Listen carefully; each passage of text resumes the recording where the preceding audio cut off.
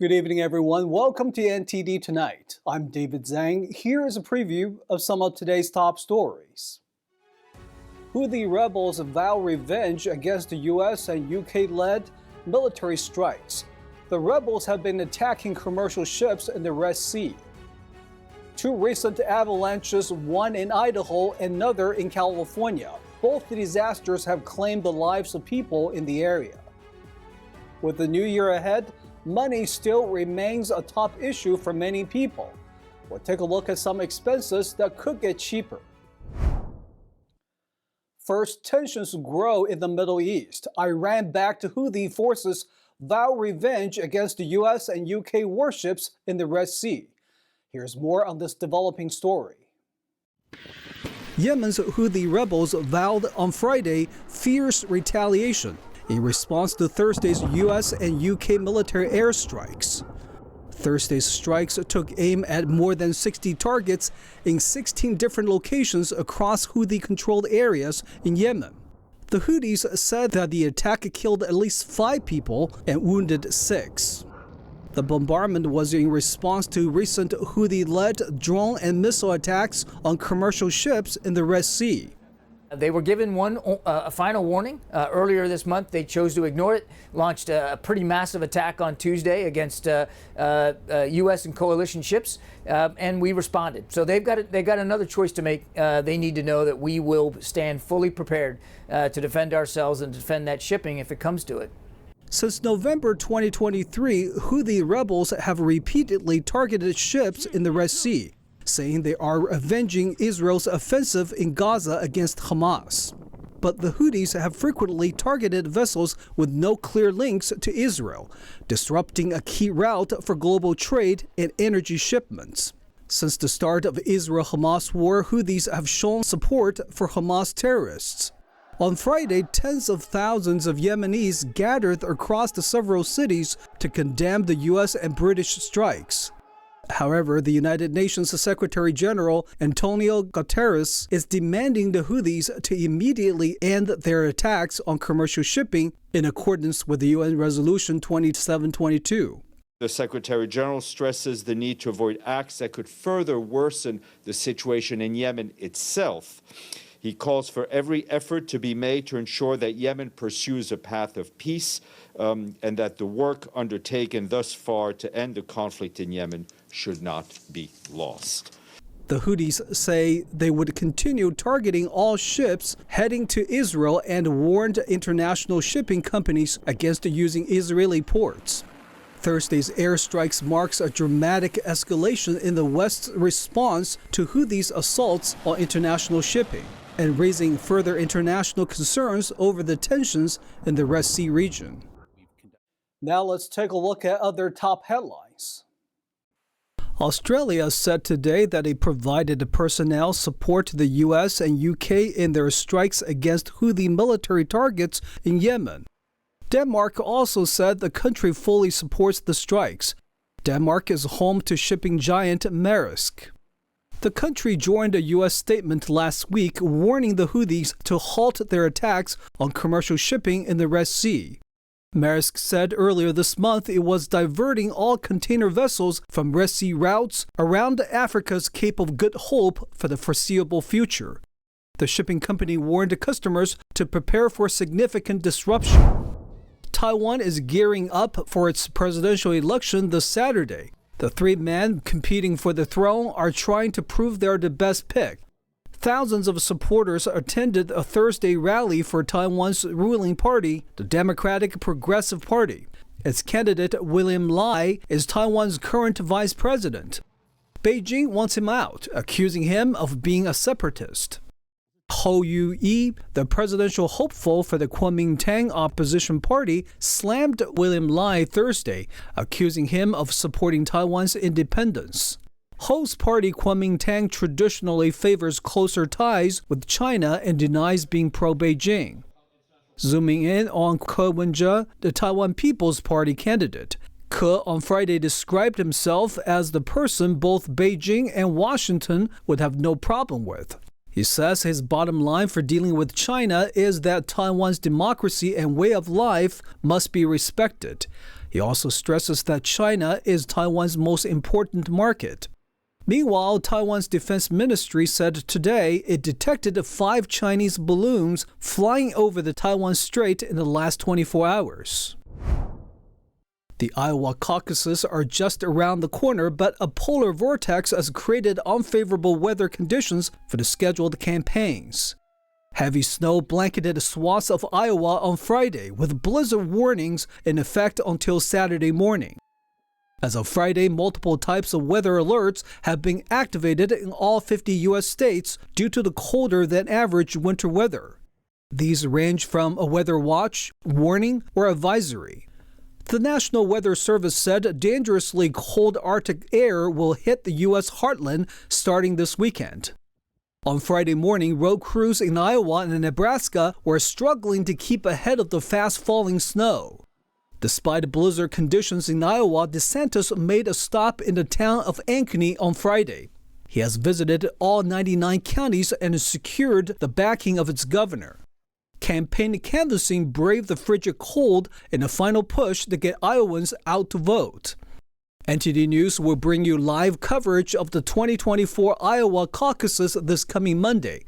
Join Tiffany Meyer and Steve Lance on The Nation Decides 2024 as we break down the action live on January 15th at 8 p.m. Eastern Time.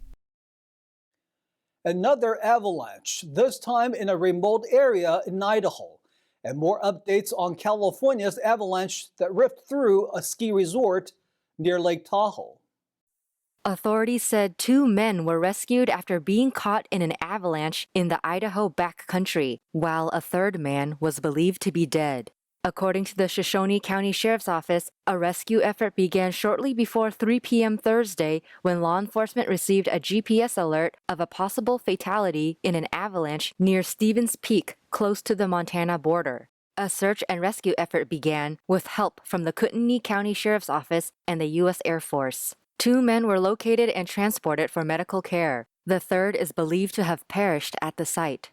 Authorities did not say what the 3 people were doing in the area. The area had been under an avalanche danger warning for several days because heavy snowfall and strong winds had created unstable conditions on high, steep slopes. The avalanche came a day after the first U.S. avalanche death of the season was reported in California. An avalanche roared through a section of expert trails at the Palisades Tahoe ski resort near Lake Tahoe on Wednesday morning, trapping 4 people and killing 1. A second avalanche struck the same area near Lake Tahoe on Thursday, but there were no reported casualties. With 2023 behind us, a new year ahead, money could still remain a top-of-mind issue for people. Here are 4 expenses expected to get cheaper this year. According to Money.com, forecasters expect these goods and services to see a price drop in 2024. GasBuddy expects the 2023 national average gas price of $3.51 per gallon to drop by 13 cents this year. December is expected to be the lowest at $2.99 per gallon, while May would hold the highest at $3.67. The states of Mississippi and Texas are expected to have the lowest gas prices in 2024, ranging from about $2.80 to $3.20. And some cities on the West Coast may briefly see price hikes of $6 per gallon. And if you're flying within the US, Hopper, a travel app, expects domestic flights to remain below 2023 and pre-pandemic levels in the next 6 months. Hopper says January will be the cheapest month of the year to book travel until the fall shoulder season in September and October. In May, domestic flights average up to nearly $300. Wholesale used electric vehicle prices fell for most of 2023 as prices for new EVs dropped and unsold EVs rose, according to Cox Automotive data. Cox forecasts that used EV prices would decline more than the overall used vehicle prices in 2024. And car rental giant Hertz is selling nearly 20,000 of its EVs, including Teslas, citing high collision costs. And for home buyers, according to real estate company Redfin, the median home sale price was about $400,000 last year. And Realtor.com expects the monthly purchase cost of a median home to decrease from $2,240 to under $2,200. While it's not much of a decrease, they say it's a significant first step in a buyer-friendly direction. We'll take a short break now, everybody, but here's a look at what we have for you when we come back. Automated receipt checks. Sam's Club plans to use AI to check shoppers' purchases before leaving the store. One university is removing diversity initiatives when hiring. Another school recently came under criticism for language used in a recent newsletter. Could VHS tapes make a comeback? We'll find out as we visit a California video store. Those stories and more coming up on NTD Tonight.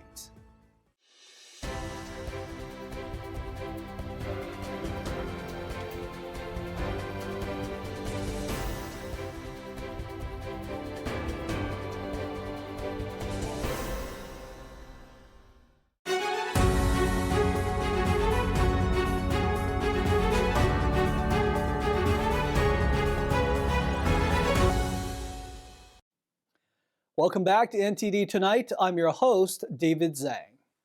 Showing your receipt when leaving Sam's Club might become a thing of the past. New technology is rolling out this year that automates the process. NTD's Jason Blair has more. Shoppers at Sam's Club will soon be able to avoid showing their receipt to a staff member when exiting. A new application leveraging a first-of-its-kind combination of artificial intelligence and computer vision technology will automate the process. Whether the customer uses Sam's Club's scan-and-go system or checks out at a register, their carts will be scanned while leaving, matching their items with their receipt without having to stop. Chris Nicholas, the company's CEO, said in a statement, quote, "We are constantly looking at ways for Sam's Club to be the most convenient membership club and will continue to prioritize using technology to provide a truly differentiated and delightful experience for our members." Sam's Club currently has the feature at 10 pilot locations and plan on expanding to almost all of their 600 U.S. stores by the end of this year. Jason Blair, NTD News. A university in Utah announced that it will not use diversity and inclusion initiatives to hire new employees. This comes after the governor criticized the diversity statements, saying it will be more divisive.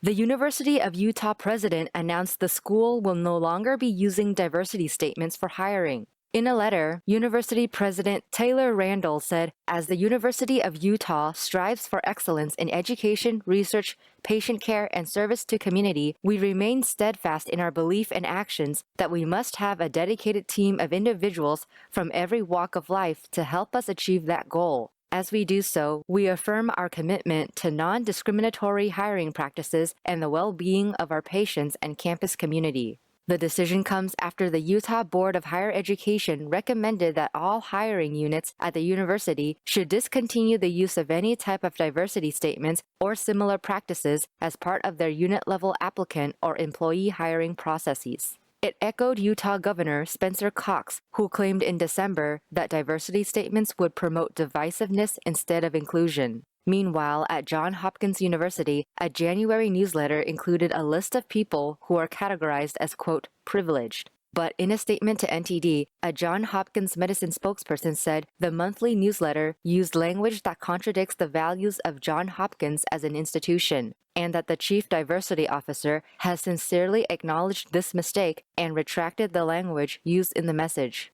Earlier last year, Florida Governor Ron DeSantis signed a bill proposing to ban diversity and inclusion initiatives at Florida universities.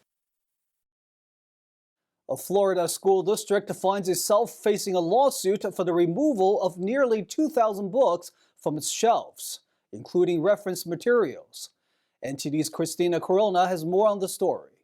In response to Florida Law HB 1069, the Escambia County School District in Pensacola, Florida, removed several dictionaries and encyclopedias from school libraries. School officials determined that these books violated the law signed by Governor Ron DeSantis last year, which restricts access to materials containing sexual conduct in Florida classrooms. Throughout the summer break of 2023, officials within the district removed a minimum of 8 encyclopedias and 5 dictionaries. Dictionaries. Copies of the Guinness Book of World Records and Ripley's Believe It or Not were also removed. Children's books that showcased unusual stories and hair-raising oddities were among the materials taken out. The list obtained by the Florida Freedom to Read Project, an organization dedicated to challenging book bans and censorship in the state, includes Thurgood Marshall, the first Black Supreme Court Justice, Anne Frank's Diary of a Young Girl, and the adventures and the memoirs of Sherlock Holmes. According to PEN America's press release, more than 1,600 books were removed. PEN America publisher Penguin Random House, several authors and parents have jointly filed a federal lawsuit against the school district, alleging a violation of free speech. On Wednesday, U.S. District Judge Kent Wetherall rejected the 14th Amendment claim, but granted standing under the First Amendment. Christina Corona, NTD News. Blockbusters might be virtually gone, but VHS tapes have seen an unusual rise in demand. Some are holding on to these tapes for nostalgic values and childhood memories. NTD's David Lamb visits a video store that welcomes its customers 7 days a week.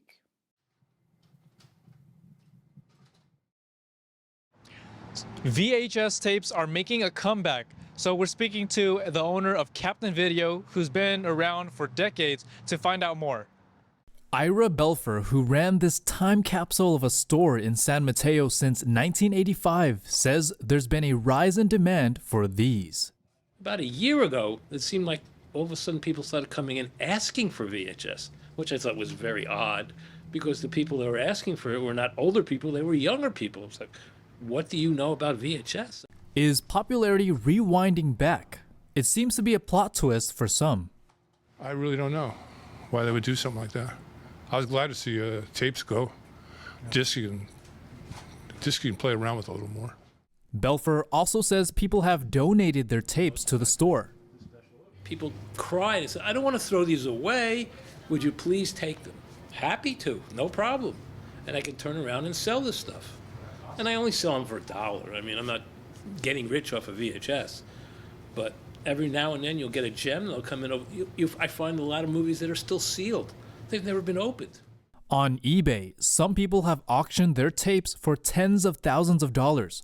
VHS, or Video Home System, was created in the 1970s for people to enjoy films at home, though demand dwindled in the 2000s as DVDs and Blu-ray took over. In the world of streaming services, stores like Captain Video have a unique challenge. Unfortunately, I was with a distributor since 1985, and about 2 months ago they sent me an email saying they're closing out. So, and I would buy every week the new releases, and movies were coming out still on DVD. That seems to be coming to an end. A lot of movies are being exclusive to certain streaming services, and they're not available to the general public. The Washington Post reported that brick-and-mortar video stores have opened or reopened in Southern California, and enthusiasts refer to themselves as tapeheads. It's unclear where legacy media formats like VHS and tapes fit in today, or if it's a trend, but some enjoy the experience of physically browsing through stores. In San Mateo, California, David Lamb, NTD News. The All-Star Weekend is an event fans and players look forward to during its regular season. NTD's Tyler Castillo has updates on the All-Star Weekend for hockey in North America. The NHL All-Star Weekend kicks off on February 3rd in Toronto, Canada, where we will see the league's best all rounded up for an eventful weekend. This year, one of the players selected was Connor Bedard of the Chicago Blackhawks, who was the first overall selection in last year's NHL draft. He is the youngest player ever to be selected to the All-Star in NHL history at only 18 years old. However, during a recent game, he suffered a broken jaw and will miss the All-Star event altogether. Representing the home city that is hosting the festivities will be Toronto's own Austin Matthews, who currently leads the league in goals. This year's NHL All-Star Game will look a little different as they are bringing back a fan favorite of the NHL All-Star Draft. The way it works is that captains representing their respective division can draft one of the 28 other All-Stars to play for their specific All-Star team. On top of that, the All-Star Skills Competition will showcase the fastest skater, hardest shot, stick handling, one-timers, passing, and of course shooting accuracy. The more prestigious challenges includes the shootout and a fun obstacle course for the players. Just like the NHL, the AHL, also known as the American Hockey League, will also be hosting their All-Star Weekend on February 3rd, located in San Jose, California. The AHL is the minor league affiliate with the National Hockey League. Representing the home city of San Jose is Daniel Gushkin, who leads the San Jose Barracuda in goals and points in only his second year on the team. It is also his first appearance in the AHL All-Star. The weekend will showcase the AHL Skills Competition, the AHL Hall of Fame induction and awards ceremony, and lastly, the AHL All-Star Challenge. That's all we've got for you tonight. We would like you to join us again on NTD Tonight every weekday at 9 p.m. I'm David Zhang. Have a great weekend.